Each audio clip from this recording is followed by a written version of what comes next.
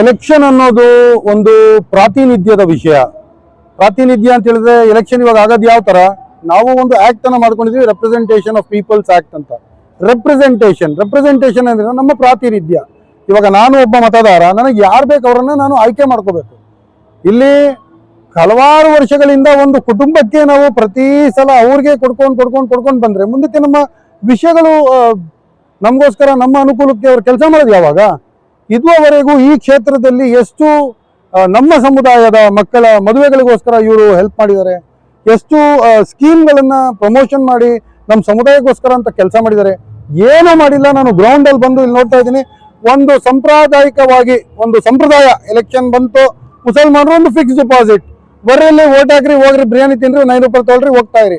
ಈ ತರದ ಎಲೆಕ್ಷನ್ ನಡೀತಾ ಬರ್ತಾ ಇದೆ.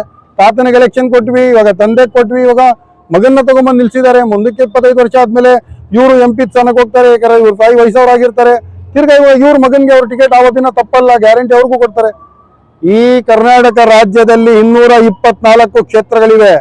ಎಲ್ಲಾ ಕ್ಷೇತ್ರಗಳಲ್ಲೂ ನಮಗೆ ಇಷ್ಟು ಅಂತ ನೀವು ನಮ್ಮ ಪಾಲನ್ನ ಕೊಡ್ರಿ ಅಂತ ನಾವು ಕೇಳಲಿಲ್ಲ. ನಾವು ಕೇಳ್ತಿರೋದೇನು, ಒಂದು ಕ್ಷೇತ್ರದಲ್ಲಿ ಎಲ್ಲಿ ನಮ್ಮ ರೆಪ್ರೆಸೆಂಟೇಷನ್ ಜಾಸ್ತಿ ಇದೆ, ನಮ್ಮ ಜನಸಂಖ್ಯೆ ಜಾಸ್ತಿ ಇದೆ, ಅಲ್ಲಿ ನಮಗೊಂದು ಸೀಟ್ ಕೊಡ್ರಿ ಅಂತ ಹೇಳ್ಬಿಟ್ಟು 20 ವರ್ಷದಿಂದ ಇದು ನಮ್ಮ ಬೇಡಿಕೆ ನಾವು ಕೇಳ್ತಾ ಬರ್ತಾ ಇದ್ವಿ. ಈ ಸಲ ಗ್ಯಾರಂಟಿ ಇತ್ತು. ಯಾಕೆ ಅಂತ ಹೇಳಿದ್ರೆ ನಾವು ಕಾಯ್ತಾ ಕೂತಿದ್ವಿ ಇವತ್ತಿಲ್ಲ ನಾಳೆ ಅಂತ. ಇವಾಗ ಸ್ವತಃ ದಿವಂಗತ ಶಾಮನೂರು ಶಿವಶಂಕರಪ್ಪನವರು ಅವರೇ ಹೇಳಿದ್ರು, ಇದು ನನ್ನ ಕೊನೆಯ ಚುನಾವಣೆ, ಇದಾದ ನಂತರ ನಾನು ಅಲ್ಪಸಂಖ್ಯಾತರ ಸಮುದಾಯದಿಂದ ಯಾರಿಗಾರು ನಿಲ್ಲಿಸಿ ಅವರನ್ನ ಗೆಲ್ಲಿಸಿ ನಾನು ಇದು ಮಾಡ್ತೀನಿ ಅಂತ ಹೇಳ್ಬಿಟ್ಟು, ಅದಕ್ಕೋಸ್ಕರ ನಾವು ಕೇಳಿದ್ವಿ. ಕಾಂಗ್ರೆಸ್ ಪಕ್ಷ ಕೊಡ್ಬೇಕಾಗಿತ್ತು ಒಂದು ಅವಕಾಶವನ್ನ ಮುಸಲ್ಮಾನರಿಗೆ. ಇಲ್ಲ, ಒಂದು ಹೆಸರು ಬಂತು, ಅವರು ಕೊಡ್ಲಿಲ್ಲ, ಬೇರೆ ಯಾರು ಅಷ್ಟು ಸರಿಗಿರ್ಲಿಲ್ಲ. ವಿನ್ನೆಬಿಲಿಟಿಗೋಸ್ಕರ ನೀವು ಒಂದು ಸರ್ವೆ ಮಾಡ್ಬೇಕಾಗಿತ್ತು, ನಿಮಗೆ ಅರ್ಥ ಆಗ್ತಿತ್ತು. ಒಂದು ಸರ್ವೆ ನೀವು ಮಾಡಿಸಿಲ್ಲ.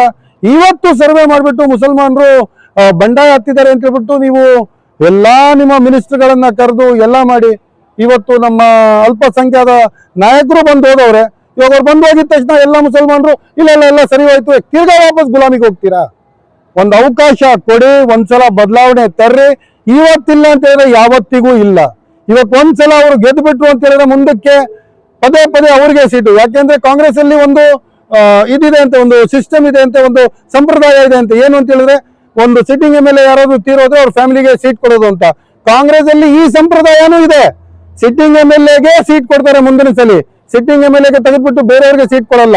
ಅದಕ್ಕೋಸ್ಕರ ಮತದಾರರಾದ ನೀವು, ನಿಮ್ಮನ್ನ ಕೈ ಜೋಡಿಸಿ ನಾನು ಅಪೀಲ್ ಮಾಡ್ತೀನಿ, ಬದಲಾವಣೆಗೆ ಒಂದು ಅವಕಾಶ ಕೊಡಿ. ನಿಮ್ಮ ಪ್ರತಿನಿಧಿಯನ್ನ ನೀವು ಆಯ್ಕೆ ಮಾಡಿ. ದಯವಿಟ್ಟು ಒಂದು ಅವಕಾಶ. ಸೀರಿಯಲ್ ನಂಬರ್ 4, ಪ್ರೆಷರ್ ಕುಕ್ಕರಿನ ಗುರುತು, ಅಫ್ಸರ್ ಕೊಡ್ಲಿಪೇಟೆ, ಒಳ್ಳೆ ನಾಯಕ, ಹೋರಾಟಗಾರ, ನಿಮ್ಮ ಮಧ್ಯ ಬೆಳೆದವನು. ಒಂದು ಅವಕಾಶ ಕೊಡಿ ಅವ್ರಿಗೆ. ಒಂದು ಅವಕಾಶ ಕೊಟ್ಟು ಅವ್ರನ್ನ ಜಯಗಳಿಸ್ಬೇಕು ಅಂತ ನಾನು ಕೈ ಮುಗಿದು ಕೇಳ್ಕೊಳ್ತೀನಿ ಎಲ್ಲರೂ.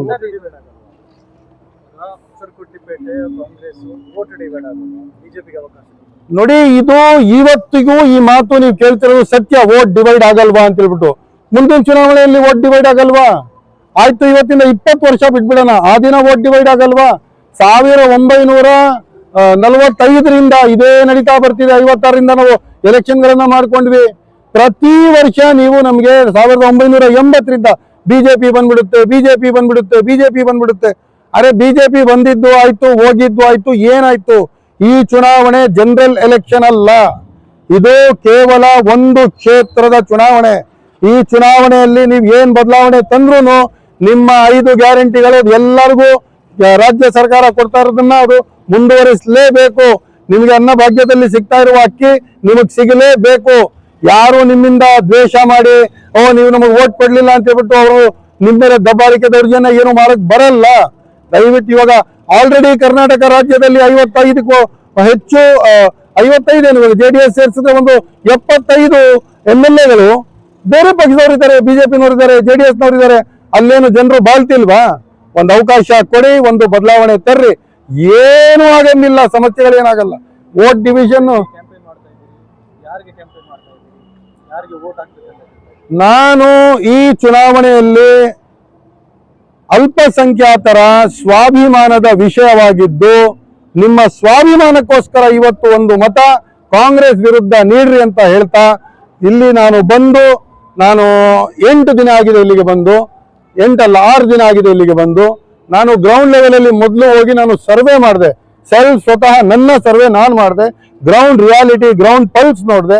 SDPI ಒಂದು ಉತ್ತಮ ಸ್ಥಾನದಲ್ಲಿದೆ. ಇಲ್ಲಿ ಅವರು ಒಂದು ಒಳ್ಳೆ ಇದು ಈ ಎಲೆಕ್ಷನ್ ಅಲ್ಲಿ ಒಳ್ಳೆ ಚಾನ್ಸಸ್ ಇದೆ, ಅವ್ರಿಗೊಂದು ಚಾನ್ಸ್ ಇದೆ ಅಂತ ಹೇಳ್ಬಿಟ್ಟು ನನ್ನ ಸಮರ್ಥನೆ ನಾನು ಈ ಚುನಾವಣೆಯಲ್ಲಿ SDPI ಜೊತೆ ನಿಂತಿದ್ದೀನಿ ಅಂತ ಹೇಳಕ್ ನಾನು ಬಯಸ್ತೀನಿ. ಸರ್, ಪದೇ ಪದೇ ಕಾಂಗ್ರೆಸ್ ನಾಯಕರು ತಮ್ಮ ಭಾಷಣಗಳಲ್ಲಿ ಒಂದು ಟ್ರೆಂಡ್ ಸೆಟಪ್ ಮಾಡ್ತಾ ಇದ್ದಾರೆ. ಅದೇನಂದ್ರೆ ಯೋಗಿ ಮಾಡೆಲ್ ಒಂದು ಉತ್ತರ ಪ್ರದೇಶದ ಸರ್ಕಾರ ತೋರಿಸಿ ಮತ್ತೆ ಬಿಜೆಪಿ ಅವರನ್ನು ತೋರಿಸಿ ಮತದಾರರಲ್ಲಿ ಒಂದು ಗೊಂದಲ ಹಾಗೂ ಒಂದು ಭಯ ಪಡಿಸುವಂತಹ ತಂತ್ರ ಮಾಡ್ತಾ ಇದ್ದಾರೆ. ಇದರ ಬಗ್ಗೆ ಚುನಾವಣೆ ಅಂತ ಹೇಳಿದ್ರೆ ಒಂದು ಯುದ್ಧ ಇದ್ದಂಗೆ.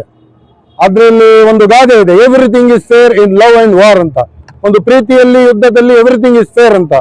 ಉತ್ತರ ಪ್ರದೇಶದಲ್ಲಿ ಇವತ್ತು ಮುಸಲ್ಮಾನರ ಮೇಲೆ ಬುಲ್ಡೋಸರ್ ನಡೆಸ್ತಾ ಇದ್ದಾರೆ ಯೋಗಿ ಆದಿತ್ಯನಾಥ್ ಅಂತ. ಆ ಭಯ ಇಚ್ಛೆ ಇಲ್ಲಿ ನೀವು ಮತವನ್ನ ಕೇಳಕ್ ಹೋದ್ರೆ ಅದೇ ನಾಯಕನನ್ನ, ಕಾಂಗ್ರೆಸ್ ನಾಯಕನನ್ನ ನಾನ್ ಪ್ರಶ್ನೆ ಮಾಡಕ್ ಇಷ್ಟಪಡ್ತೀನಿ. ಬೆಂಗಳೂರಿನಲ್ಲಿದ್ದ ಕೋಗಿಲು ಕ್ರಾಸ್ ನಲ್ಲಿ, ತನಿಸಂದ್ರದಲ್ಲಿ ಮುಸಲ್ಮಾನರ ಮನೆ ಮೇಲೆ ಬುಲ್ಡೋಸರ್ ನಿಮ್ ಸರ್ಕಾರ ನಡೆಸ್ತಾ ಇಲ್ವಾ ಅನ್ನೋದನ್ನ ಅವನೇ ಉತ್ತರ ಮಾಡಬೇಕು. ಯಾವ ನಾಯಕ ಈ ಪ್ರಶ್ನೆ ಮಾಡಿದ್ನೋ ಅವನಿಗೆ ಈ ಪ್ರಶ್ನೆಯನ್ನ ಕೇಳ್ಬೇಕು ನೀವು.